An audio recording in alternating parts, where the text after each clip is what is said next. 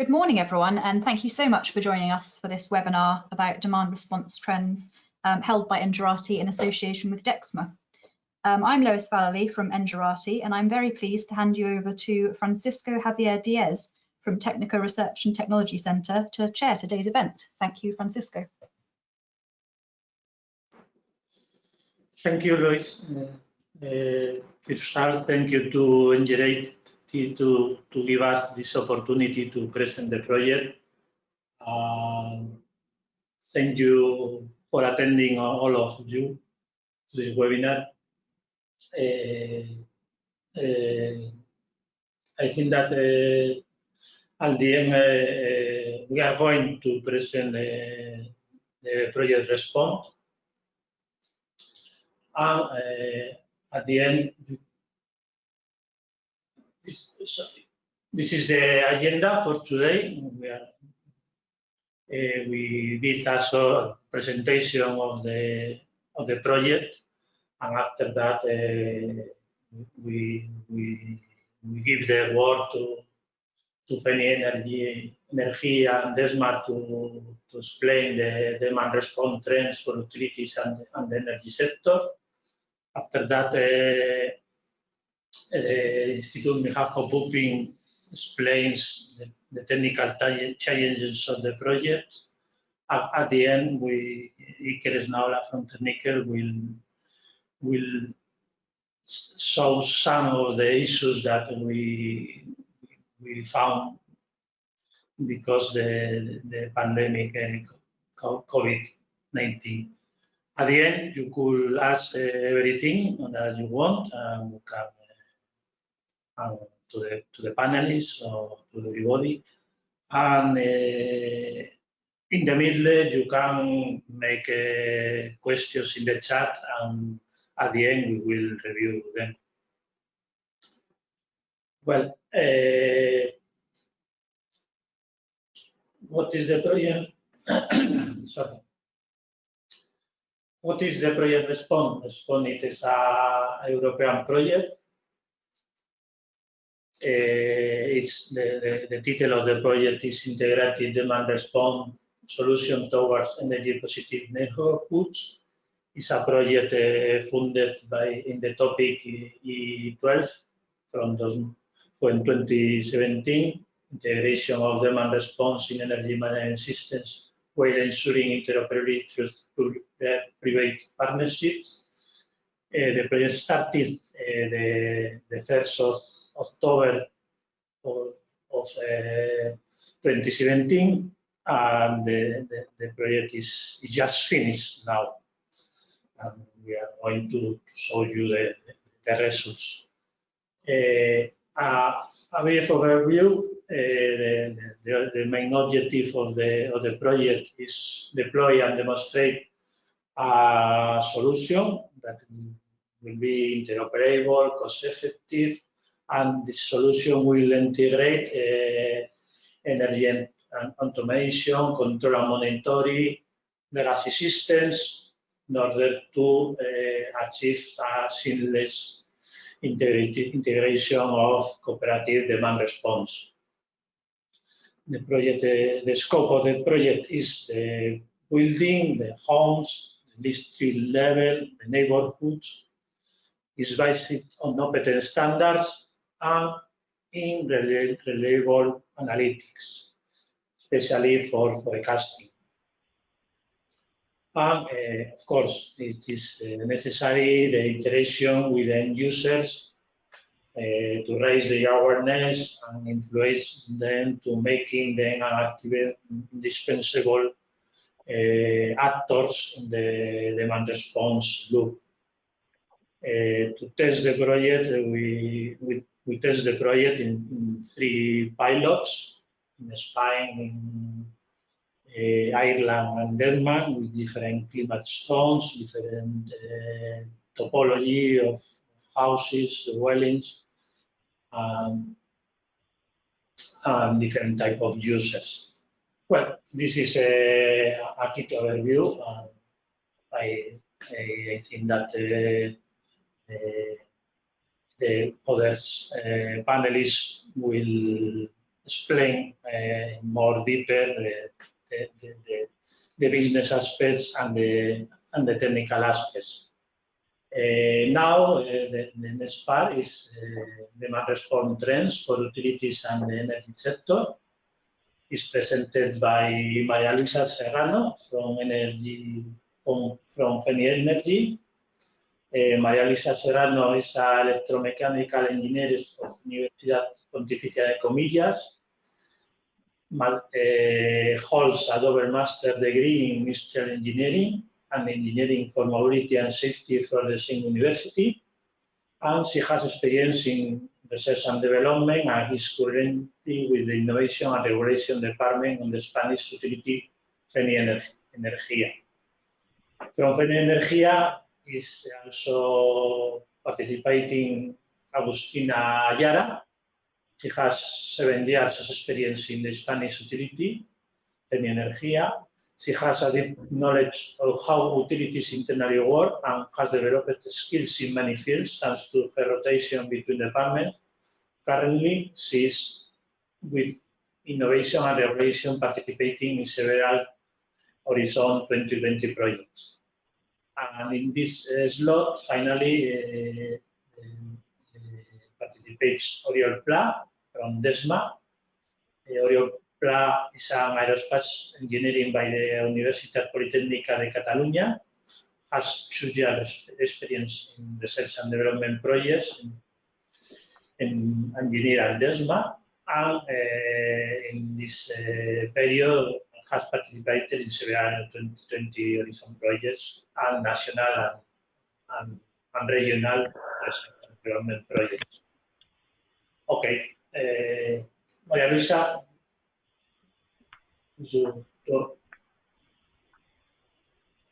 Okay, so can you hear me? Thank you everyone for attending this webinar. Me and my colleagues are going to talk about demand response in relation to utilities and the energy sector. Wait, can you change the slide? Francisco? Okay, so first of all, we are going to present the demand response from the utilities point of view, as well as the European legislation towards it. Afterwards, we will talk about the involvement of domestic users in this kind of programs and the benefits it can bring to them. And finally, we will talk about the lessons we have learned from the Madrid pilot of the response project. So in the first place, as you all know, the European utility industry is changing substantially with respect to electricity system needs, as well as with customer requirements and regulatory policy. The reason for this is that, well, one of the reasons for this is that distributed generation and renewable energies are constantly gaining importance. So this leads to a necessary grid adaptation. Utilities then need flexible tools that can respond very quickly to these unpredictable variations caused by the intermittent nature of renewables. A way of facilitating their integration into the grid is battery storage coupled with demand response. So actually, many European utilities are including smart grid initiatives in their development strategies, and demand response is one key component in them. Demand response actually has existed for many years now. It is any reaction to a stimulus that changes electricity demand in a market, that has been called by different names as load management. However, it has evolved dramatically over the past 5 decades, as a lot of new business models have arisen and are arising, including prosumers, aggregators, citizen energy communities, as well as others like virtual power plants or vehicle-to-grid technologies. So nowadays, demand response is mostly implemented in the industrial sector. The reason is that energy use in it is very high, and peak energy demand comes at a very significant cost to utilities and to the grid itself. However, as distributed energy resources and renewables are becoming mainstream, DR programs are playing an increasingly important role in the domestic environment as well. So projects like Respond and others that are being held in the European Union have as a main goal to integrate demand response in the domestic users' environment. However, for these, not only technical aspects have to be considered, which my colleagues will address further on, but also electricity markets legislation should be adapted. So nowadays, several figures have already been described in EU regulations. This directive, the 2019-944, already describes demand response and demand aggregation and presents three important figures that are active consumers or prosumers, independent aggregators, and citizen energy communities. So as they are described in this directive, demand response is the change of electricity load by customers from their normal consumption patterns. They do this in response to market signals or to the acceptance of their bids to sell demand reduction or increase it. They can do this either alone or through aggregation. Aggregation on its side is the function that combines customer loads or generated electricity for sale, for purchase, or auction in electricity markets. So on the other hand, about the actors, first of all, the active customers or prosumers are final customers that consume or store electricity that they generate, or that they sell this self-generated electricity and participate in energy efficiency schemes, as long as these activities are not their primary or commercial professional activity. On the other hand, the independent aggregators are market participants engaged in aggregation that are not affiliated to the customer's supplier. And finally, citizen energy communities, which are gaining a lot of interest nowadays, are legal entities that are based on voluntary participation and are effectively controlled by members or shareholders. They have for its primary purpose to provide benefits for the community rather than to generate financial profits, and they may engage in generation, distribution, supply, consumption, aggregation, or provide energy services to its members or its shareholders. So having put into context the European Union point of view towards DR in the domestic environment and its willingness, its actual willingness for it to happen, we will present the benefits that DR can bring to domestic consumers and how they can actually play a significant role in the operation of the electric grid. So customers can participate in demand response model in two main ways: in a price-based way, or in an implicit model, or in an incentive-based or explicit model. So price-based models, in price-based models, consumers react to price signals when they decide to reallocate their consumption along a certain time period, as they know in advance the estimated price for electricity. There are several programs in them. We have shown here time of use pricing, critical peak pricing, and real-time pricing. On the other hand, the explicit-based models economically compensate final clients when they agree to interrupt or curtail their demand, and this can be done manually or automatically if required. From one another, they differ on their time scope, but they always refer to committed, dispatchable flexibility that can be traded like generation energy. Depending on the country, certain users can participate in one program or another. So by participating in these models, users not only achieve economic benefits, but also they gain a deep knowledge in how electricity markets work. On the one hand, it has been estimated that when operating in the Spanish electricity market, users could reduce almost 4% of their bills just by reallocating their energy consumption. But to this we found that several studies have proved that thanks to this feedback, consumers gain a deep knowledge in electricity markets, and thanks to this, they can save up to 7% of their energy consumption. So apart from this, there are other benefits that indirectly affect the users, as the grid stability, as the energy savings. These energy savings also help reduce gas emissions, and overall, we get an energy increase. So now I'll leave the word to my colleague Agustina. Thank you, Maria Luisa. Good morning. Thank you for attending. I'm going to speak about users' reaction to price signals and feedback about the project. As Francisco Diaz mentioned at the beginning of the webinar, to demonstrate the full potential of Response solution, Response was deployed in 3 pilot sites at different geographical locations in different climatic zones, having different underlying energy systems. and different forms of ownership, both rental as well as home owners, in cities with different population densities, thus providing a diversity of opportunities for response demonstration. The first pilot site is located in Aran Island, Ireland. Is composed by single-family homes with photovoltaic panels grouped in an energy cooperative. The second pilot site is located in Aarhus, Denmark.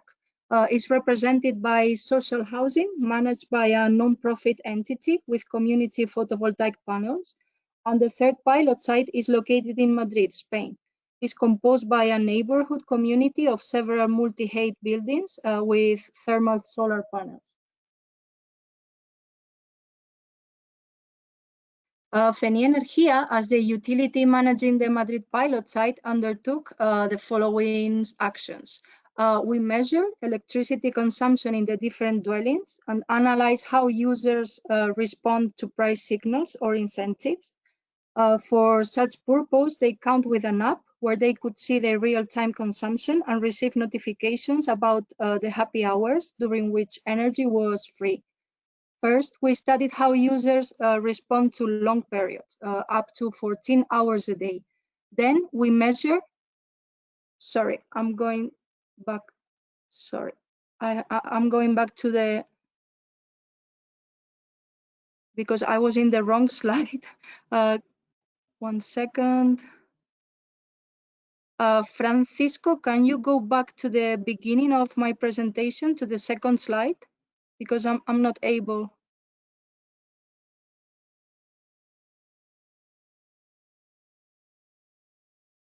No, we have to go to the beginning. We are going further. Sorry for this technical problem. We have to go back to the first.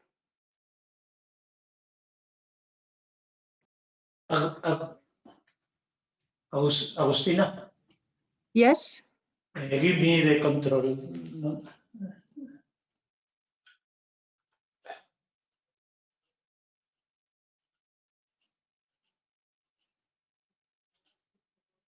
Yes, the next one, Francisco, thank you.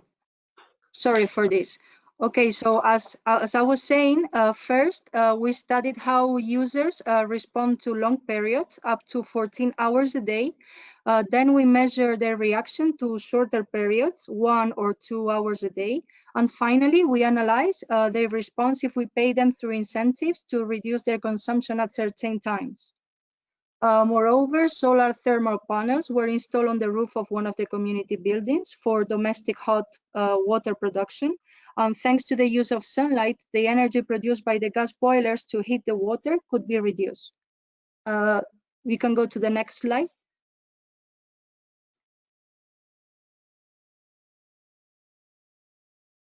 Okay, thank you. So we analyze the user's reaction to these extreme price signals, and also we obtain feedback to the project through interviews we made to the participants of the pilot. We can provide the following 4 valuable lessons learned about the app users. First, the app solution was only in contact with one person of multi-person household. This is somehow a limiting factor for the success and impact of such app, as energy consumption in homes depends on the activities and engagement of all members of the household. Secondly, there was a strong gendering of Respond app users. Mostly a male adult was the person in contact with the app, even though in the cases when a female was the person in contact with the app, the engagement was higher, as she was usually the member of the family that scheduled appliances. In third place, about the frequency of use, that is to say how often the participants open the app, except for a few dedicated users who use it on a daily basis. Most were regular users who open the app on a weekly or less basis. And finally, about the role of age, the analysis shows a tendency that older people, more often than younger, lack the needed skills and competencies to download, install, and use the mobile apps like the Respond app. Therefore, age plays a role in the adoption and use of app-based demand response and energy feedback solutions, which should be taken into consideration when designing such solutions.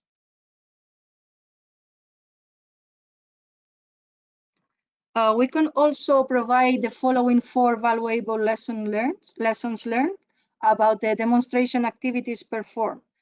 First, different channels of communication were tested to send price signals to the participants, and the results show that the app notifications were not the most effective medium.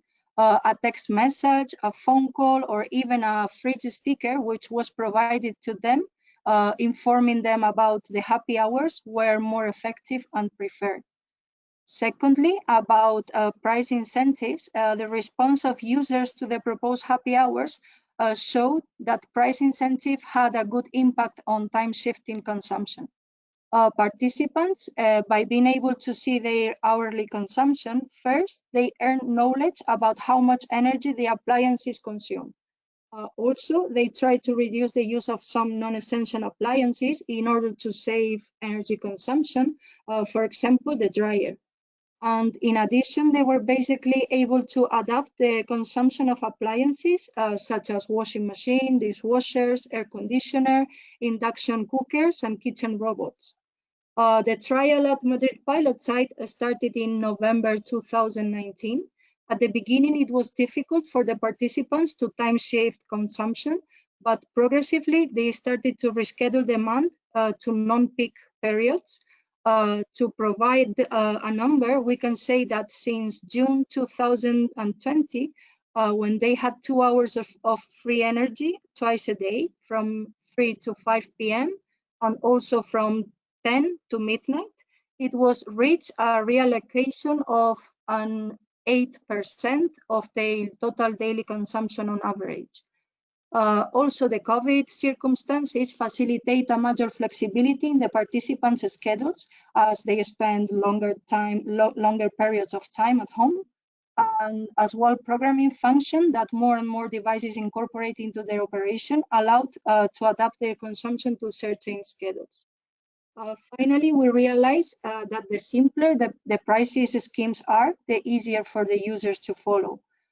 We cannot compare the real savings with the estimated ones because in the pilot we have been very concerned about motivating the users, but happy hours are not going to happen in reality.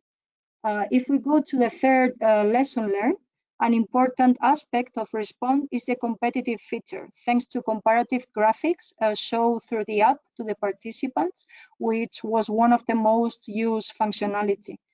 This indicates that comparing one's consumption to that of others can be a lever of engagement in demand response actions.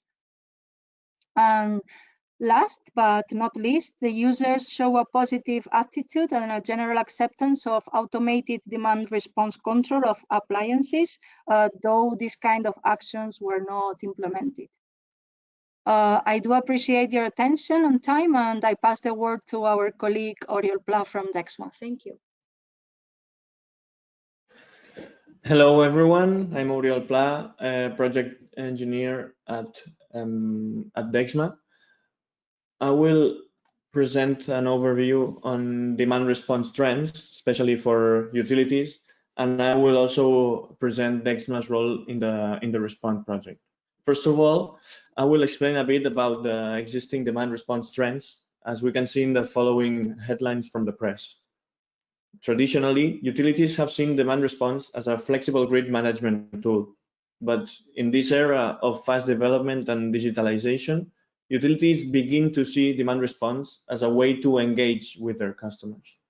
For instance, distributed energy resources and EVs allow customers to become prosumers, that is, consumers who can actively manage their own energy consumption, generation, and storage.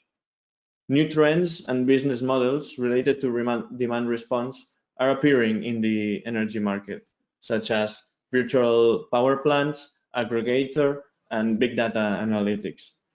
Moreover, due to the COVID-19 pandemic, more people are working from home. So because of that, residential energy consumption has increased. This marks the need for key players that can add flexibility to the energy market as we can see on the headline at the bottom right of your screen. The Respond project, or energy communities, for instance, represent some examples for these new key players in the residential energy market. Once the demand response trends are clear, I want to show you the demand response journey that we have at Dexma.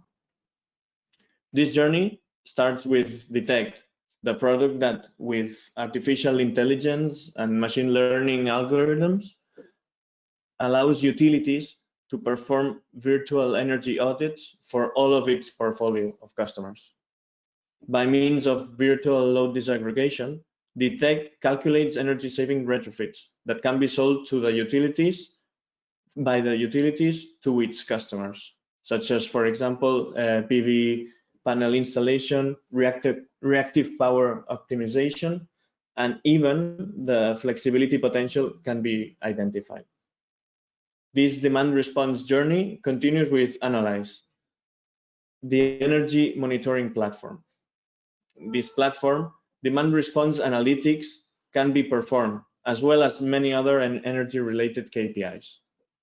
This journey ends with Optimize, the product that detects anomalies in the energy consumption and helps shaving off demand peaks and decreasing high passive consumptions.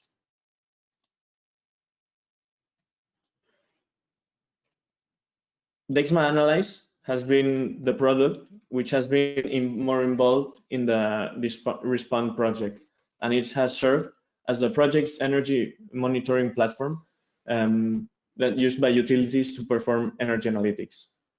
Dexma Analyse's main roles in this project have been to analyze energy KPIs in real time, track the demand response event which were sent by response analytics services, and to check the impact of these demand response actions in terms of energy and economic savings.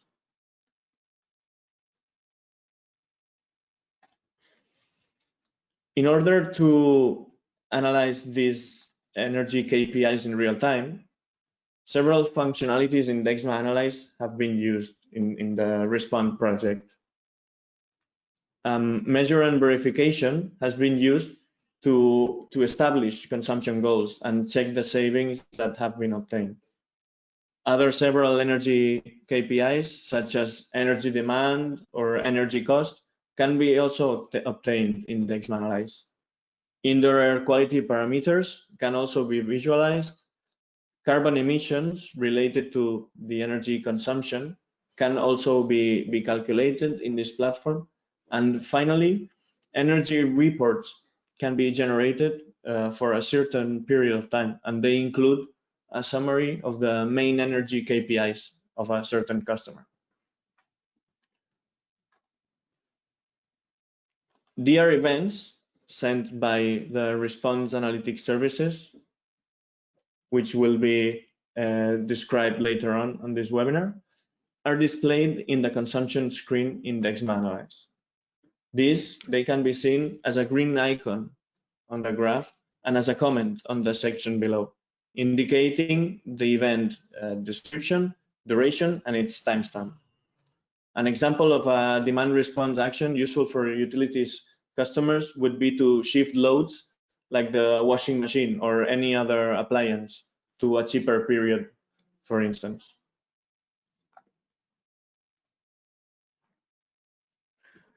In the comparison section in Dexma Analyse, the consumption of a customer can be compared to its consumption in other periods so that we can calculate the impact that has had a certain demand response action.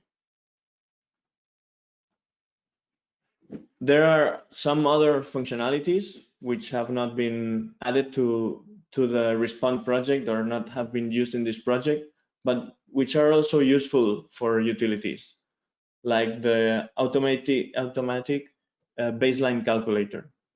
This functionality allows the utility to calculate a baseline with a formula or introduce an expected consumption manually.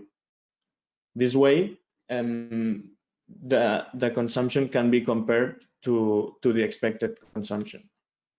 Also, alerts can be set up to know if the customer is exceeding the expected demand.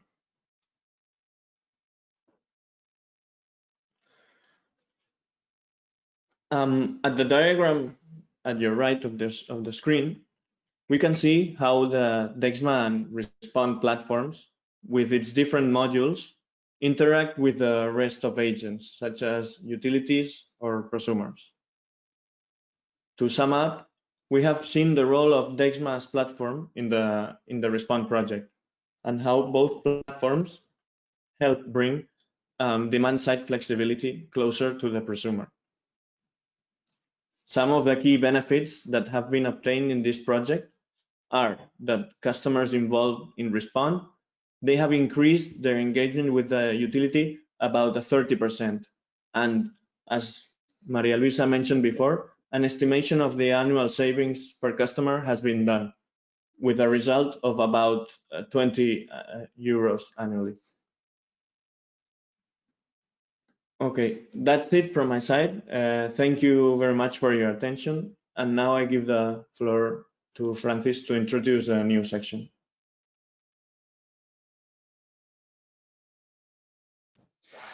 Well, thank you, Oriol.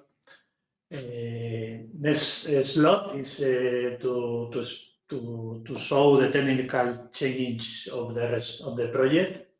This slot is going to present by Lazar Verbakot, that is in telecommunication engineer and holds a PhD degree from Polytechnic University of Catalonia. He is with the Institut Mihajlo Pupin, where he serves as a research associate and participates in national and European funded projects. His main interests include wireless sensor networks and Internet of Things technologies. In this slot has going to speak also Nicola Tomasevic, is a telecommunications engineer and holds a PhD degree from Polytechnic University of Catalonia. Oh, sorry. He received his PhD at the School of Electrical Engineering in the University of Belgrado. Currently, under the Horizon 2020 work program, he's managing 2 projects, React and Respond, and taking active role in several other European and national projects. He co-authored more than 40 scientific and technical papers at journal, conference, and workshop contributions. Lazar, give you the word. Okay, thank you, Francis. Hello, everyone. I'm Lazar, and together with my colleague Nicola Tomasevic, I'm going to introduce you to the main challenges that we face during development of the platform for demand response. So here are the main objectives that we put before developing the platform. The first one was to build a scalable platform to support large number of deployed devices and users. Okay. Then we aim to collect data from legacy already available devices and equipment at the pilot sites, as well as newly deployed devices. We also were aiming to interact with external parties, such as weather services or energy price providers, which provided data that were necessary for correct functioning of the response services. We also developed and implemented data analytics services, which processed either the collected data from the pilot sites and also weather service data, energy price, all this kind of data that we collected to provide the core value of the response platform. And finally, the mobile app was developed by Tekniker as a visualization tool, and we also integrated with already available web dashboard, which was provided by Dexma.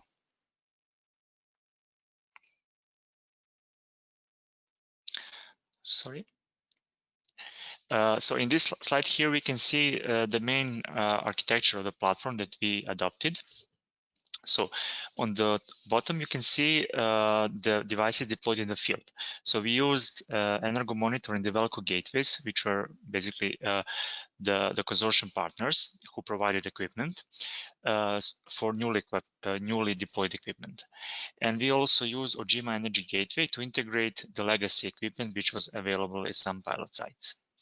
Then we developed a number of adapters to interact with external systems such as aggregators, weather services, to be able to fetch such data into Response platform.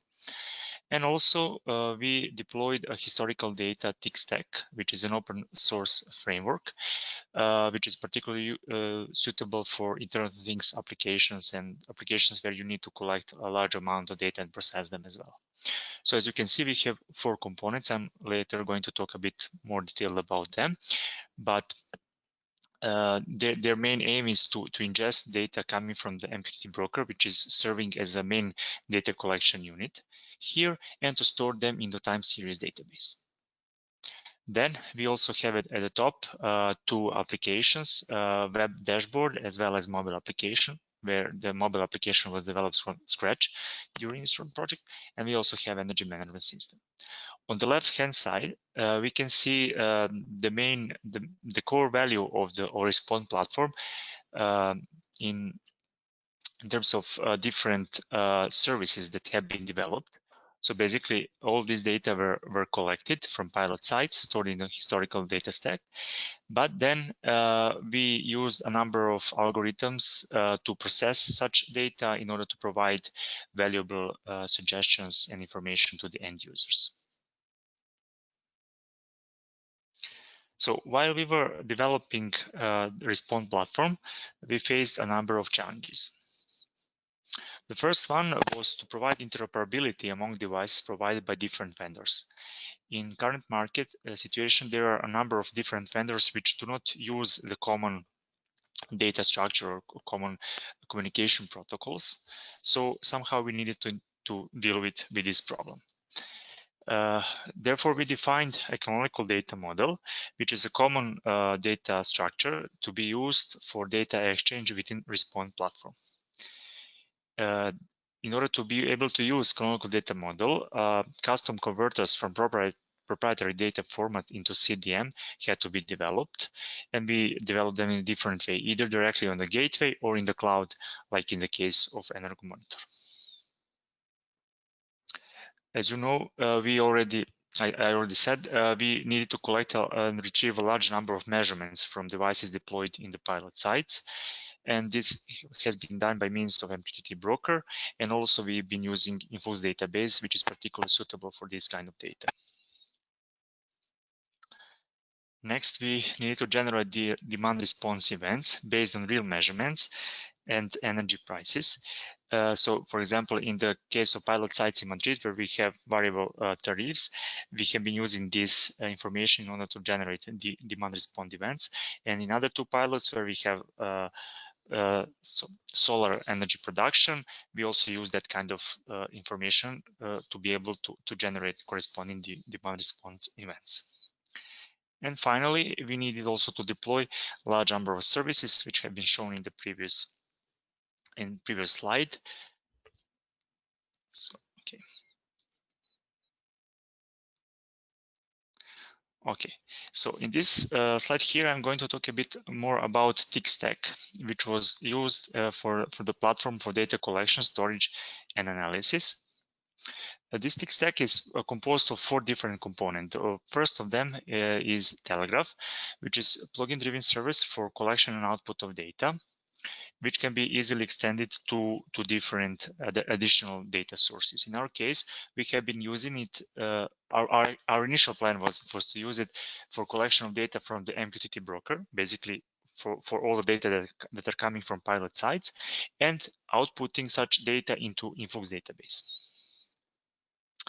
As I have said, Influx database is a time series database, which is particularly optimized for storage of timestamp data. Since all of our measurements have timestamp associated with them, this has come as an optimal option. Then the third component of the TIC stack is chronograph, which is a web-based interface which can be used for managing of other components of TIC stack, as well as the visualization of the data. We use this visualization tool during development phase in order to be able to check whether everything is working correctly. And we also have capacitor, which is the fourth component of TIC stack, which is used for real-time processing of data stored in Infuse database. In our case, we have been using capacitor. For example, if a sensor provides a pulse output of their measurements, in order to transform this pulse output in real time into real measurements. So this was one of the use cases of capacitor in Response platform. And finally, we have MQTT broker, which is using publish subscribe messaging pattern. In our case, we have a number of devices which are basically publishing their measurements to MQTT broker, and then all these measurements can be received by other subscribed parts of the Response platform.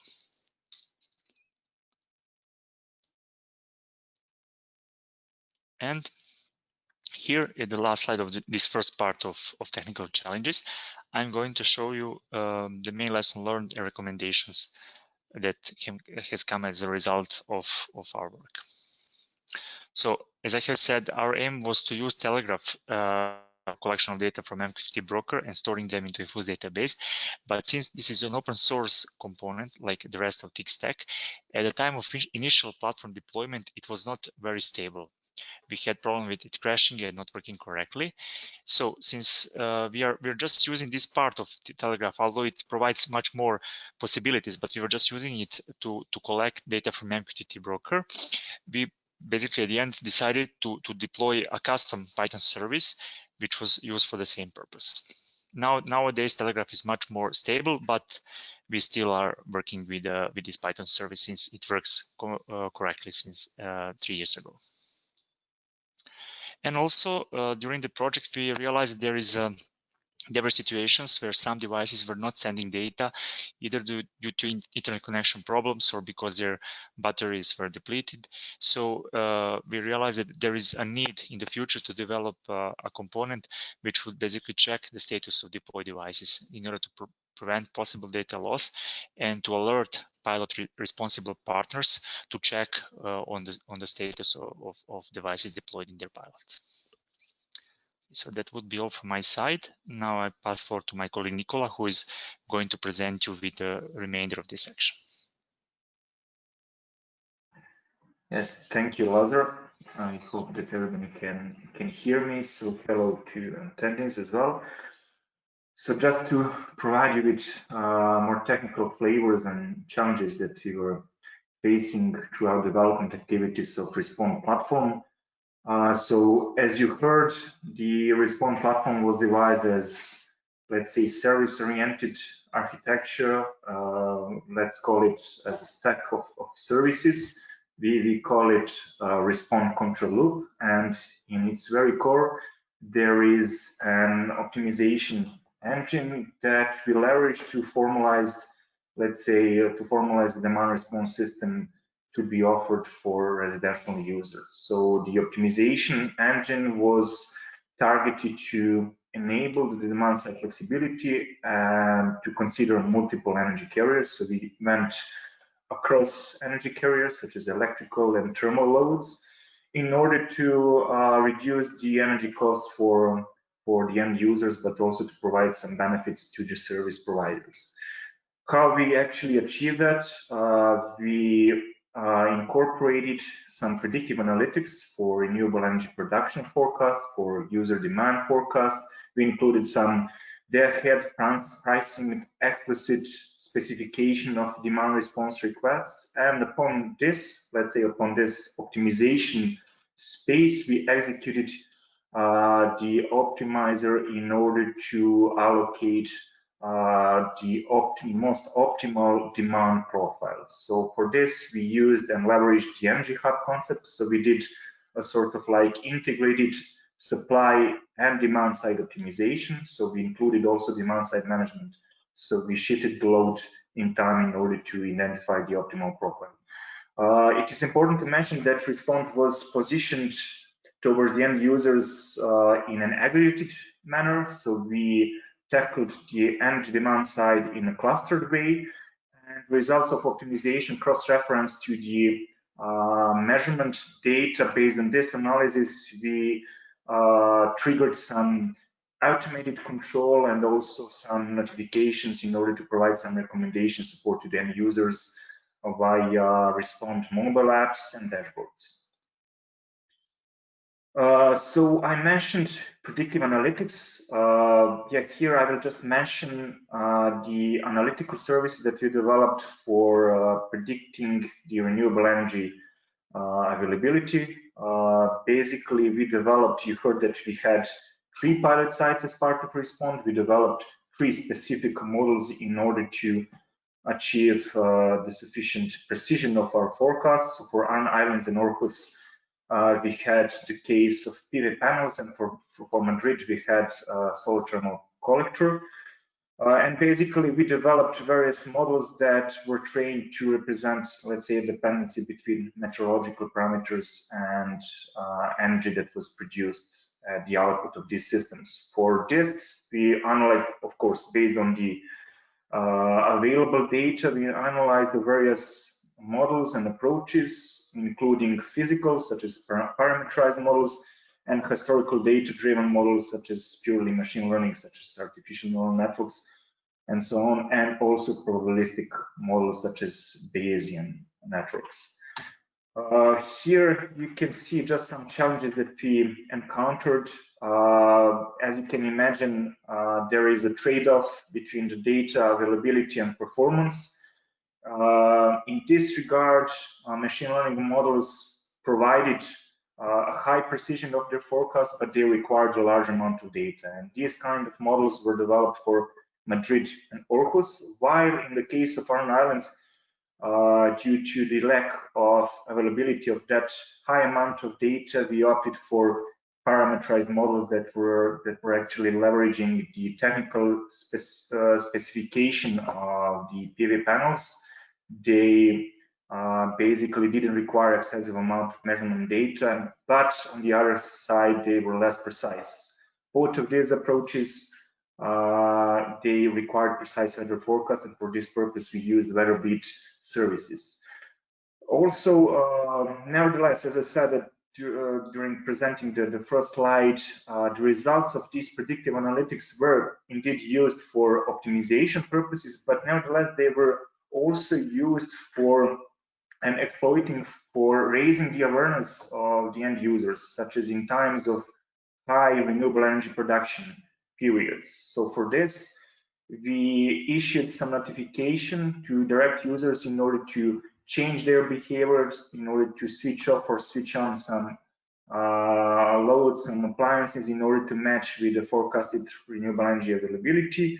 So during our trials, what we identified that is that the notification should be sent as often as possible in order to remind the users about some designated periods, but also seldom enough not to bother the user too much. And in this case, we played around with thresholds.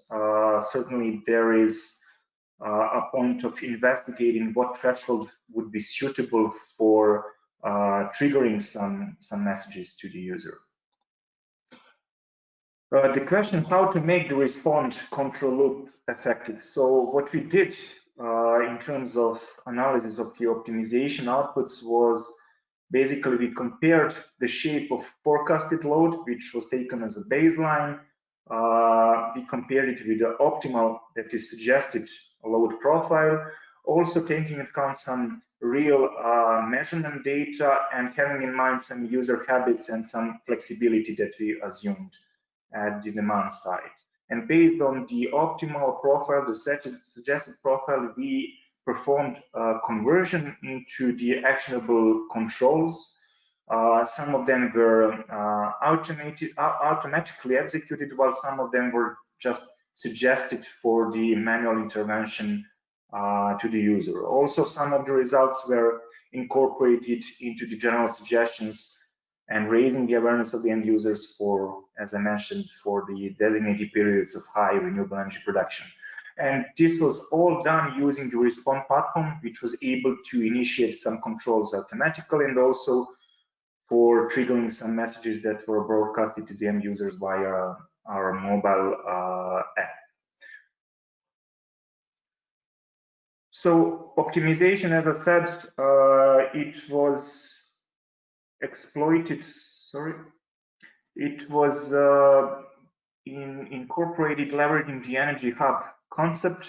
Mainly it was targeted, the optimization engine was targeted to perform some multi-objective optimization, having in mind some mixed criterion functions, as you can see the example in the slides. So it was targeted to minimize the energy input costs and also to maximize the self-consumption, thus also reducing the costs of the final energy, also to maximize the energy export and to provide some benefits in case of feed-in tariffs.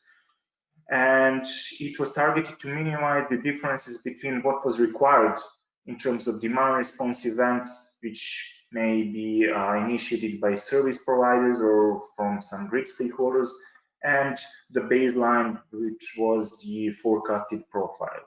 And in order to do this, what is the key is actually the modeling the demand flexibility. And basically by doing this, we were modeling and setting the constraints of the optimization space. In this regard, there was a point of flexibility band modeling around the predicted demand, which was taken as a baseline, as I mentioned.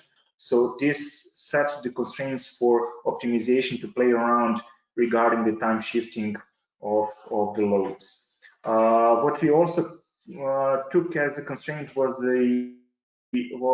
that the total energy consumed was left and kept the same during the day. So the Respond platform, at least as part of our demonstration activities, we took into account intra-day load reallocation for day ahead time horizon. So first of all, I mentioned automated control. I mentioned recommendation support for the end users to do some manual interventions. In this regard, we wanted to cross-fertilize both implicit and explicit demand response mechanisms. For implicit, we can imagine that demand, price tariffs and tariffing schemes were pretty much enough to drive the optimization towards the optimal demand profile which was suggested to the user. In terms of the explicit demand response mechanisms, what we incorporated was some explicit definition of demand response messages or events that could be manually set by service providers or initiated by some grid stakeholders. So for each time step and each load type, these demand response messages included some information about the specific amount of energy that should be considered for demand shifting, so for some specific time period. And in this case, basically the desired load profile equaled to the forecasted plus or minus that modification which was embedded or encoded in the demand response messages. So for this, in this case, we wanted to pursue the quantity-based demand response activities. The goals, both having in mind both implicit and explicit actions, our goals was depending on the use cases, maximizing the self-consumption, reducing demand peaks, filling demand valleys, and we also investigated some short-term load management. And for just to wrap up, for cross-response challenges, also having in mind this technical flavor and aspects. So first of all, what we identified is the need for predictive analytics. So we had to forecast the future state of the energy system before doing any kind of control. So for this, we needed a day ahead predictive analytics. Secondly, the holistic approach to the optimization, which goes across energy vectors, so not only in terms of electrical loads, but also thermal loads. And it was implemented as multi-objective optimization in order to deliver benefits not only to the end users, but also to the service providers. Finally, there was a challenge of translating the optimized profiles, that is the results of the optimization, into the actionable controls, such as temperature set points, and also into the messages that were actually broadcasted to the end user for manual intervention. So this point is also related to the following one, which we identified as particularly important, and that is related to the synergy of explicit and implicit demand response mechanisms if we want to maximize the impact and the benefits for the end users. So more or less that's all from my side. I pass the floor to Francisco for the next slot. Thank you.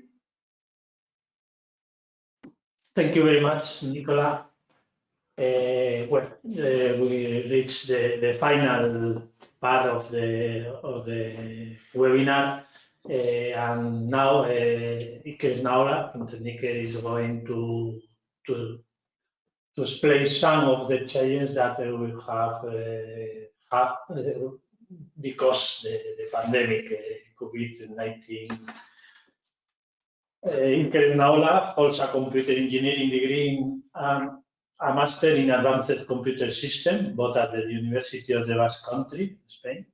He received his PhD cum laude in computer engineering in the University of Basque Country, distinguished with the mention of excellence by the Spanish Education Ministry in 2019. He works as a researcher in the Intelligent System Unit and is the coordinator of the artificial intelligence at Tekniker. I give the word to Iker. Okay, thank you, Francis. Good morning, everybody. One of the main data analytics services that exploits the data collected by the Respond platform that was presented by Lazar is the energy demand forecaster. This service is based on a data-driven machine learning model, and it aims to predict the electric consumption of each house which is participating in the Respond project. So one of the things that we spotted was that the performance of this service dropped, and the most preoccupying thing is that in certain houses the rate of the error was even the double that it was used to be. Of course, this loss in the accuracy of the predictions have a very bad impact on other Respond components, like the ones that Nicola has presented right now.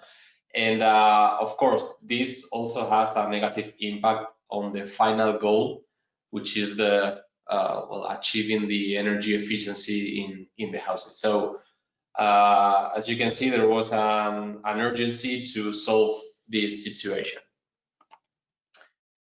Well, I want to point out that the data may evolve over the time and that it may show a change in their data distribution. So this provokes that forecasting models become obsolete.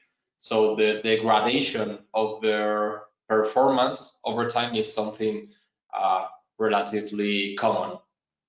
And under normal circumstances, retraining the models is enough. Is a way to solve this degradation, and we can get the normal performance of these models. Retraining, what basically does is you run again the same process that you used to generate the previous predictive model, but in this case with the new set of data available. However, when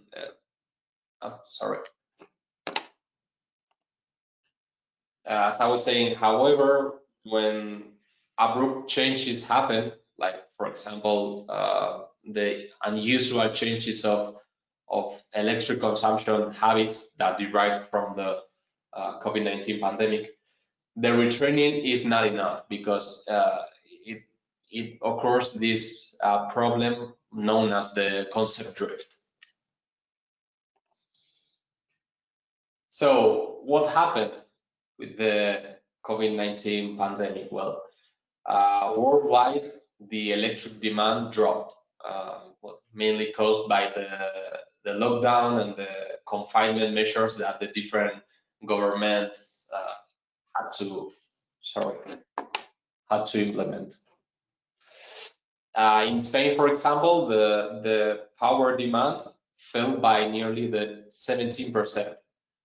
But well, this fall in energy demand is mainly attributable to industry and commerce, because if we look at the consumption of the residential sector, it increased nearly 30%. And this may sound reasonable because, well, in Spain we had quite strict confinement measures, and apart from that, as Oriol mentioned, more people works from home. So this increase of electric demand sounds reasonable.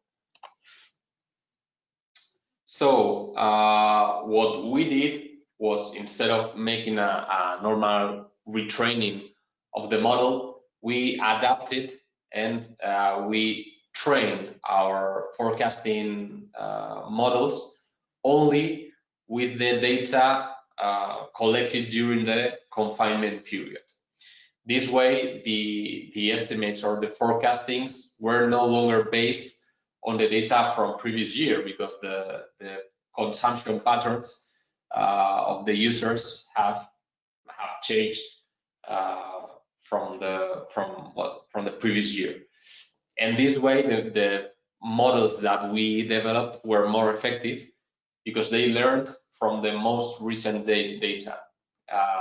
So the difference between the current electric consumption patterns and the patterns used to train the model are less. And here is an example. So here we can see the red line is the real electric consumption of a given house in Spain during 24 hours. The blue line is the prediction that was made with the, let's say, old predictive models, okay, those that we detected that their performance wasn't good enough. And the green line is the prediction made by the predictive model trained, adapted to the COVID-19 situation. And as you can see, the green line is closer to the real one, to the red one. And on the right side, you can see that we use different metrics: the dynamic time warping, the edit distance for real sequences, and the root mean square error. And all of them, in all of them, the error decreased. So what did we learn from all of this? Well, first of all, it's reasonable to think that the energy consumption patterns may differ from one pilot site to another due to various reasons, like the climate, the culture, etc. But even within the same neighborhood, for example, you and the person living next to you may have very different consumption patterns. So that's why there is not a single strategy that works for all the houses. So for example, in certain houses, although all these COVID-19 confinement measures, we saw that there were nearly no differences among the pre-pandemic, the pandemic, and the post-pandemic periods in terms of energy consumption. So that's why we say that each house may need its specific retraining or readaptation strategy. And of course, how did we, we became aware of the degradation of these forecasting models because we spotted that the predictions were not good enough. But it would be more beneficial to count on a service that detects the changes the consumption patterns, so that we could anticipate to these performance drops ahead of their occurrence. So that's all from my side. Now I'll pass the word to Francis again. Well, this is all on our side. Now we are open to your questions. I see that there are a lot of questions in the chat. I think that we can review them.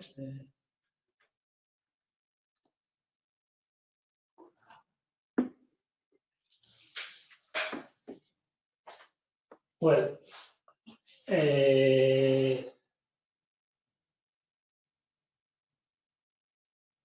the first questions, I think that could be for Agustina. And thank you for the presentation. What tariff structures, price incentives were trialed?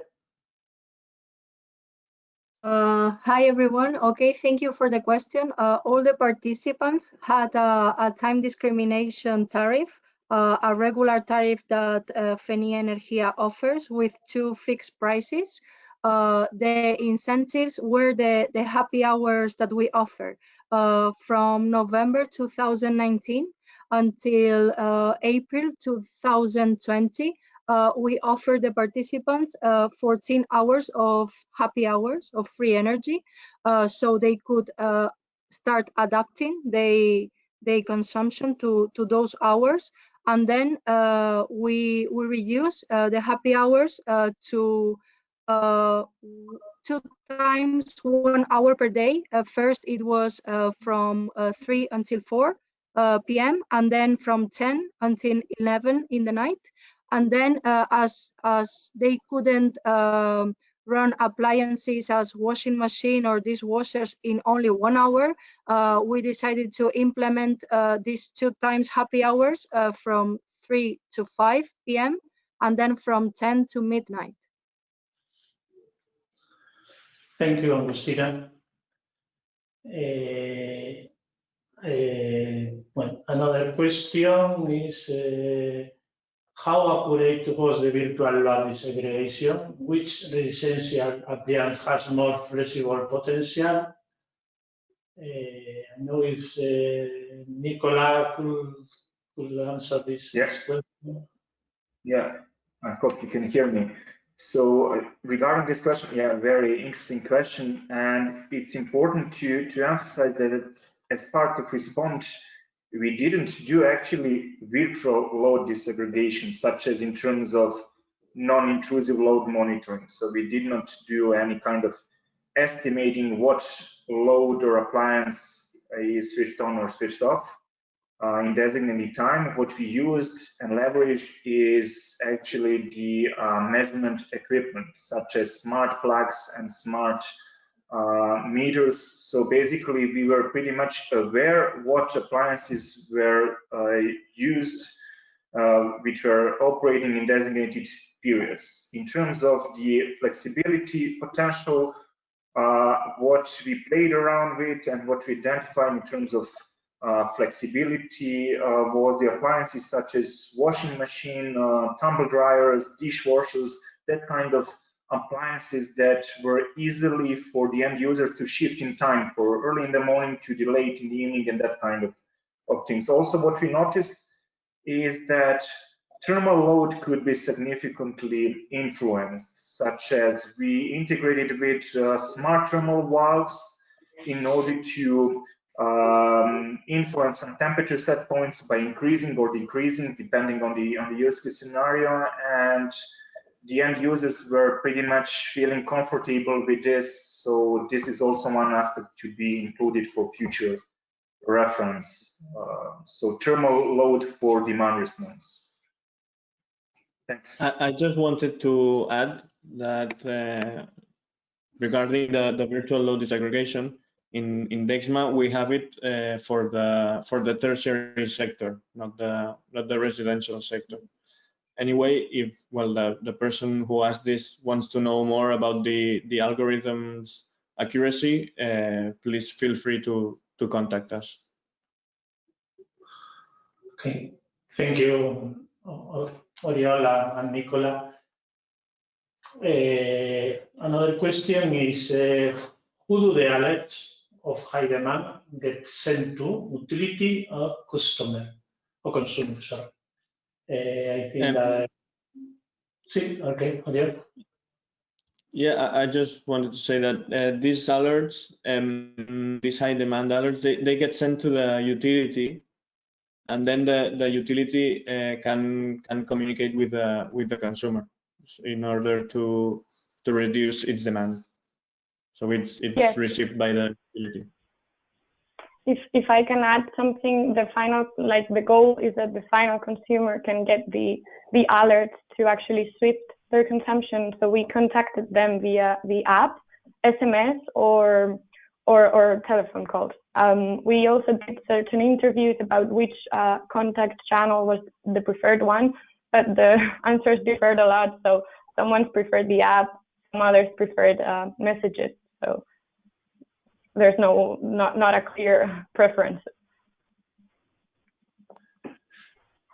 Okay, thank you, Maria Luisa. I think that this one is also for you. Is customer engagement something that utilities want when it costs them more than support customers? In this sense, I think that there is another question. Yeah, I can answer this. Is there sufficient value in domestic demand response to warrant utilities to invest in the infrastructure? Well, I can answer to the first part of the question. Utilities, they have a high churn rate, and energy trade is not as profitable as it used to be. But however, if we increase the customer engagement, this can increase the energy services sales, which are more profitable. And this can also help the digitalization and transformation of the consumer into a prosumer who will feel more involved in the energy market. So I think yes, it's a thing that utilities want. And also, if I may add, through the user engagement and through the manual intervention on this, I think that this is a very important aspect and mechanisms for utilities, grid stakeholders, service providers to tap into the portion of the load which is not directly controllable by them. So for this kind of aspects, I think they are very relevant to maximize the potential of demand response. So not only to the direct load control, but also to the user engagement if we are referring to the manual interventions. Of course, in terms of the investments, there has to be some initial preliminary investments into some measurement equipment, but different models, business models could be set and put on table on this, such as ESCO models, so some pre-financing to support this. But nevertheless, I think on the long run, there will be much positive benefits to be provided also for the grid stakeholders and final users. Okay. About the question that you were talking about, also is there sufficient value in domestic demand response to warrant utilities to invest in it? That's actually a tricky question because it is the exit or not of the project actually. So we've been studying it, and I mean, there is a great potential of DR in the domestic environment. In the two models I explained earlier, in the first one, there won't be needed any actual infrastructure to be installed if we can access the counter meters. So that's a very important thing for us, as the costs would be significantly reduced. In the other models, we would need to install like all the controlling appliances and all the equipment. So we have estimated that utilities could get profits from year 5 and on, more or less. We have done all the estimations in the Spanish electricity market based on the prices of 2019, but this can be extrapolated because more or less all the electricity markets are similar. There will be variations, but we have estimated that. I don't know if this answers your question. If you have further issues about it, just ask us. Thank you very much, Marisa. Well, next question, I think that is for Lazar. In this case, will any of our findings, CDM, for example, go into a standardization to aid industry taking this technology forward? Okay, thank you for the question. So we have designed this CDM within Respond project, and we are already using it in another project which is called React, and we are further improving it since we realized that there were some shortcomings which could be improved. So basically, as you can imagine, it could be pushed into standardization, but it can take some time because it has to be adopted by multiple vendors, and as you can imagine, all of them unfortunately make their equipment only compatible within their own ecosystem. So it is not a problem just in the data format. It's something easy to be defined, but it's more important to find a consensus among different vendor equipment providers. So to summarize, so we are aiming to push it towards standardization, but currently it's still in its initial phase, so it will take some time. If I may add something in this regard. Well, apart from the CDM, which would be to try to get the interoperability at the syntactical level, we are also using an ontology-based interoperability layer to ensure the interoperability at a higher semantic level. And in this case, we are using standards from the industry, such as SAREF. So we are somehow fostering the reuse of these standards, or also showing that these standards are usable and that the industry should go to it. Thank you. Next question is, which energy appliance assets were connected in the homes? What percentage of homes have each different appliance?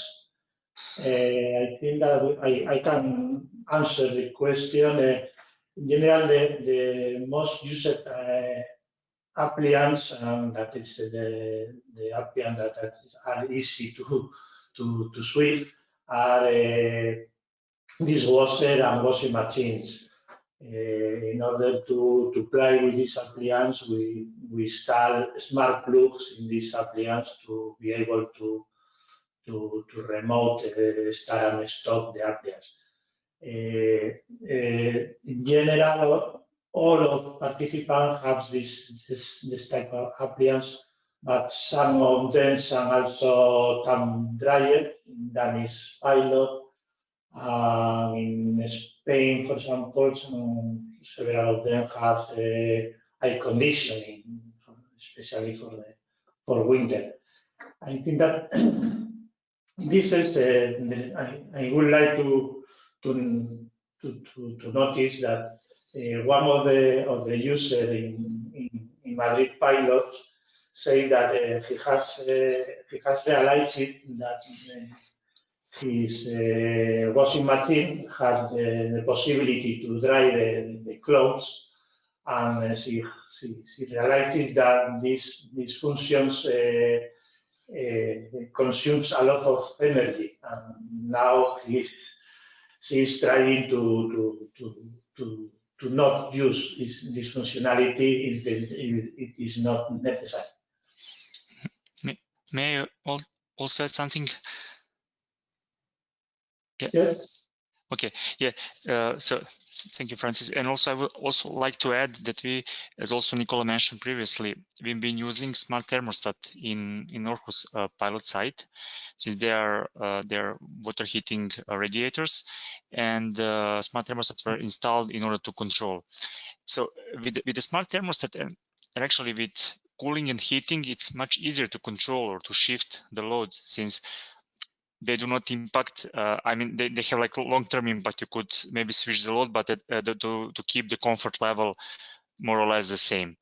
And in the case of, for example, washing machines or tumble dryers and these kind of appliances, as you can imagine, they usually have programs. And for example, if you turn it on or off, it doesn't mean that it will. Probably when you turn off and when you turn it on again, it may not start working. It depends on the appliance type, so how they are actually programmed. And also, as you can imagine, you also need to put clothes inside to be aligned with the demand response actions. But in the case of cooling and heating systems, it's much easier to control them, since they're more or less on or off, or simply set temperature set point. So this is a type of equipment that it's much easier to control, and also you can switch their functioning over time without influencing too much the user's comfort. This is something that we have been also testing in Aarhus pilot site during February, March, and April, if I'm not mistaken.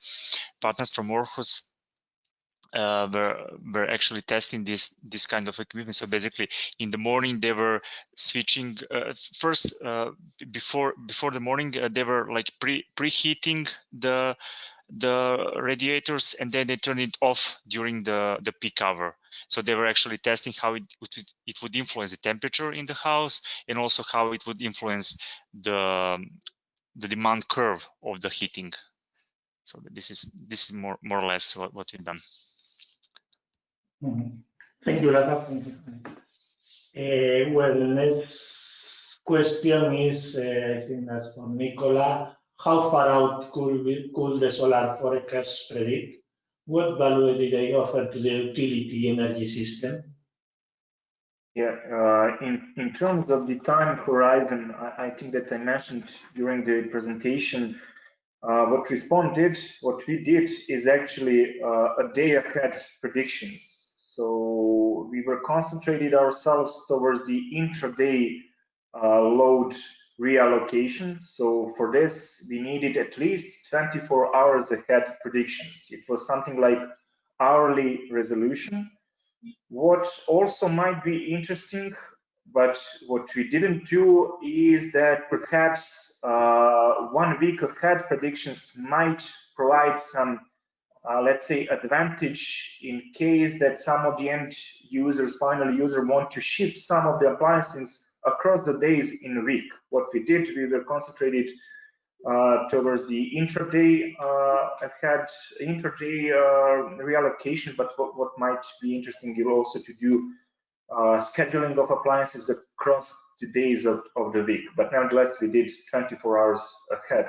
The value that provided to us is more or less that we were prepared. So as I said, we cannot do any kind of suggestion, recommendation for the future if we are not able to forecast the status of our energy system. So not only referring to the production side, but also to the demand side. So this is something which is very crucial in order to do any kind of energy dispatch optimizations. So for this, we needed to forecast both demand profiles and production profiles. So in order to somehow include demand side management and potential flexibility that could be assumed in order to match and increase the self-consumption of the final users. So this is what we were targeting to do.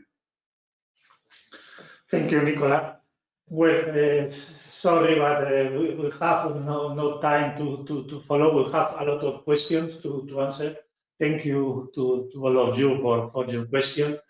I will send you the presentation. We will answer your questions out of the way. Sorry, because we are now we have to close. Thank you to all of you. Thank you from our side as well.